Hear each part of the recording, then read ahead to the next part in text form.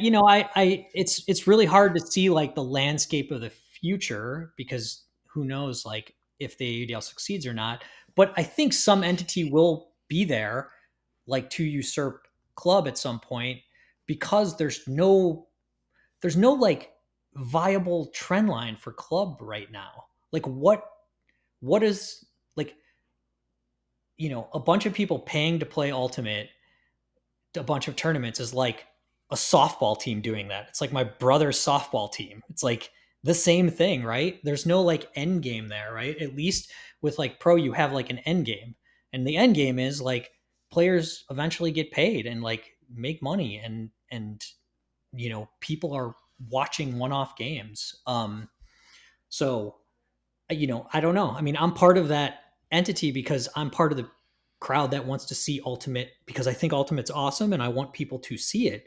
Um, there's definitely a crowd that doesn't want that, and that's totally fine too. Like, I certainly don't want to like be like anti USAU, like the model. Like, I really like the model. I played in the model for years. It's just that there's no like there's there to me it's like the end game is the same thing it's been for 40 years, which is what it has been. Like it's players enjoying, they're paying to play, they're enjoying an experience, and they're going to a tournament and they're having fun and they're seeing friends and they're going to a club and paying a couple $1,000s to you know drink or whatever. And like that's awesome, but So like that's not that is the end game. Like, do you think the I think that, yeah.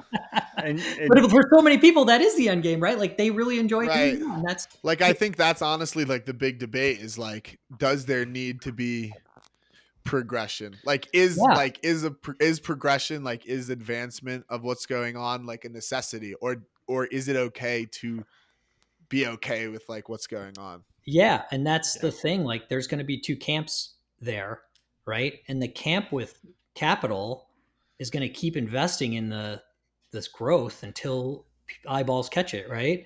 Yeah.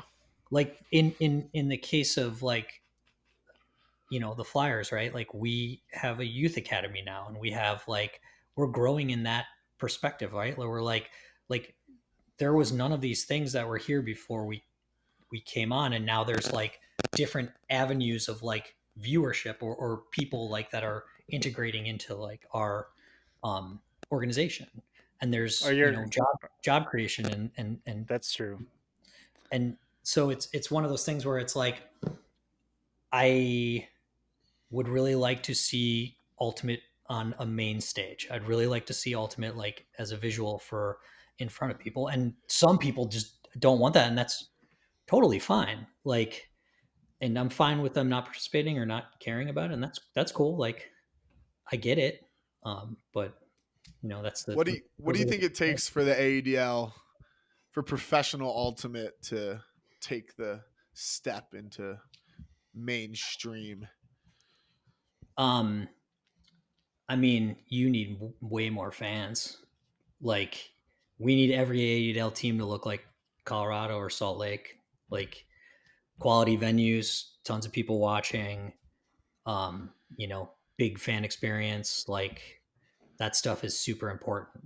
Like our attendance hovers around like 500 people a game, which is fine for like existing, but it's not fine for like growth. So Mm-hmm. you need 1,000 to 2,000 people at every game, like everywhere, and then people Yeah. catch a then they start noticing. Yeah, because the Yeah. thing I wonder about that I think the AUDL has to consider is like, I obviously, yeah, there need to be more fans, but I wonder if you can really just pull people with no affiliation to Ultimate into being a fan, or if those fans come from more and more people playing Ultimate, even just at a casual level. Because I honestly think like what you need a fuck ton more people. Like, I think Ultimate has to be more of a mainstream sport in like middle schools. Like, I honestly think you need to get it into like all 100%.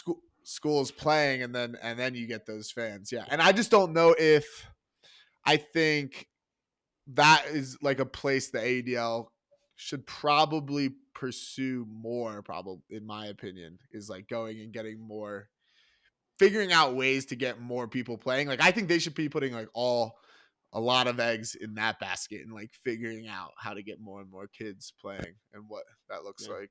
Yeah, I mean, I think that's part of the objective. Like, I think I think everyone knows we just don't have enough people playing the sport, and everyone knows the people that care about the sport the most are the ones with the connection to it. But like, there is a way to get casual fans. Like, even at our games, we'll come across people that are like retirees that have never heard of Ultimate in their life, and they like come to a game and they're like, "Wow, I love this."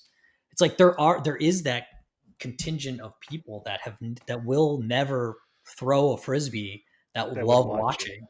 Yeah, And totally. and that's the thing. Once you get a critical mass of and that's the thing. What I'm saying is like once you get that 1,000 to 2,000 fans to like watch, it becomes like a scene. And then you get that critical mass of new people that are like never going to play, but they're going to just be a fan. It's just a Yeah. law of numbers things. Like at some You point got you to get, cross the chasm. yeah. That I was a mean, big yeah, nice.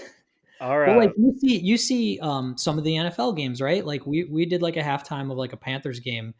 I mean, people love when like a person lays out. It's like super fun to watch, and it's just like and all the guys that play in those games are like, God, the energy is so unbelievable. But it's also like what I notice is, I mean, obviously it's awesome, the adrenaline's rolling, like that's fun. But like what I notice is there's freaking 50,000 people that give a shit that are like eating a hot dog or like shouldn't be giving a yeah, shit right now. captivated.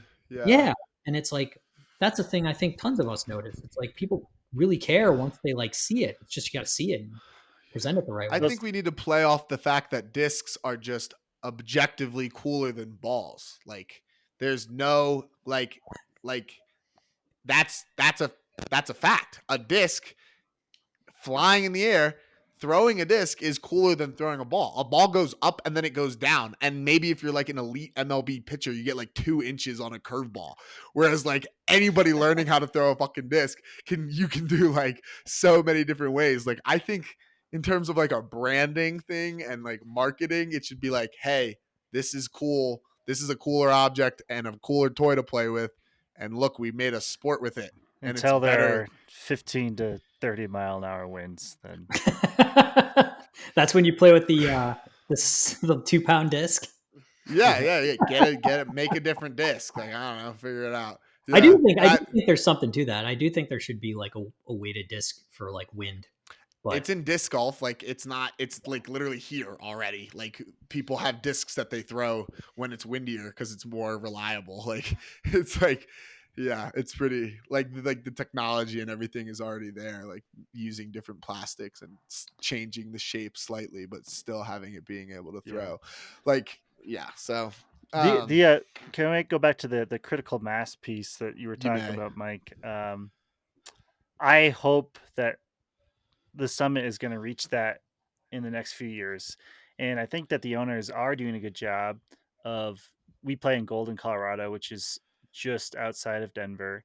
It's basically part of Denver, but it is very much its own place, and so we are calling ourselves Golden's team, and Sal's doing a lot of work to market it door to door and sell it that way.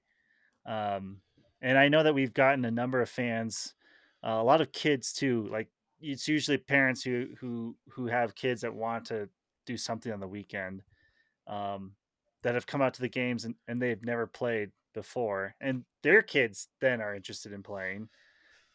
So it's kind of like a double whammy where you get the youth infusion. Hopefully, we can start building some sort of academy similar to some of the longer standing teams like yourself, where we can integrate and have opportunities for those people to play. With your academy, though, Mike, like, does that interfere or does it conflict with Triangle at all? no. So we don't run programs, so we don't run like a league. We run like teams. So that's where I mean we've obviously had discussions with Triangle Ultimate about this stuff because I don't want to step on their. I mean we have a great relationship. We don't want to step on each other's toes on any regard, in any regard. So it's just like an elite team concept.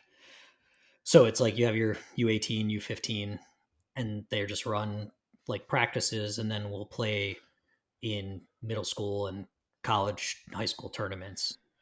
Like the U18s are playing at Carolina Kickoff this year, which is pretty Nice. sweet. So Yeah, I'm super excited about that. But yeah, we run it. We don't run it like a program. We run it like a team, so it doesn't interfere with like local Okay.